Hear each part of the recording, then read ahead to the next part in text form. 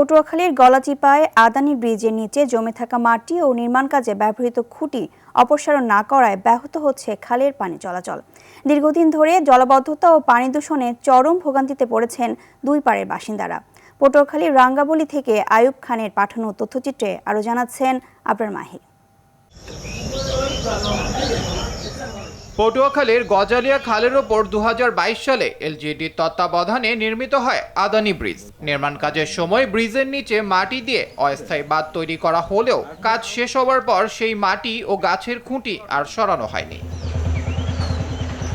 এতে খালের প্রায় 3 কিলোমিটার এলাকা জুড়ে পানি চলাচল বন্ধ হয়ে জমে রয়েছে কচুরিপানা। জলাবদ্ধতার কারণে দুর্গন্ধযুক্ত ও দূষিত হয়ে পড়েছে আশপাশ।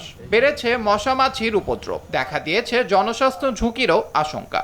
তলে যে গাছ আসিল হেগুনো উড়ে নাই, কামের পর তারা চলে গেছে, এখন কচুরি নামে না, এই কারণে পানি দূষিত হয়ে গেছে। জোয়ার পানি আসা যাওয়া করতে পারতেছে না, যার কারণে মানুষ অনেক কষ্ট হচ্ছে। ফলের নির্যাস ও দুধের সমন্বয়ে পোলার টর্নেডো গ্রিন অ্যাপল আইসক্রিম, মন ভালো থাক। এবং পানি দূষিত হয়ে গেছে। পানি দিয়ে গরু বাছুর গোসল করানো যায় না, অনেক নোংরা হয়ে গেছে পানি ব্যবহার করতে পারতেছি না এবং গরু বাছুর গোসল ফসল আমরা করতে পারছি না, খুব দুর্ভোগ কষ্টে আমরা আছি। খাল যদি পরিষ্কার করা হয় তাহলে দুই পারের লোক যারা আছে তারা পানি ব্যবহার করতে পারবে। এ বিষয়ে দ্রুত ব্যবস্থা নেওয়ার আশ্বাস এ কর্মকর্তার। ঠিকাদারে এখনো আমাদের সিকিউরিটি টাকা আছে, আমরা আজকে আমি কথা বলে যেন ওই মাঝের ইয়েগুলো সরায় দেয় এবং জলাবদ্ধতা এটা দূর করার জন্য আমি পদক্ষেপ নিই।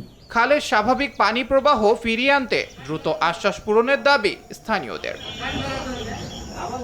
আবরার মাহি, RTV।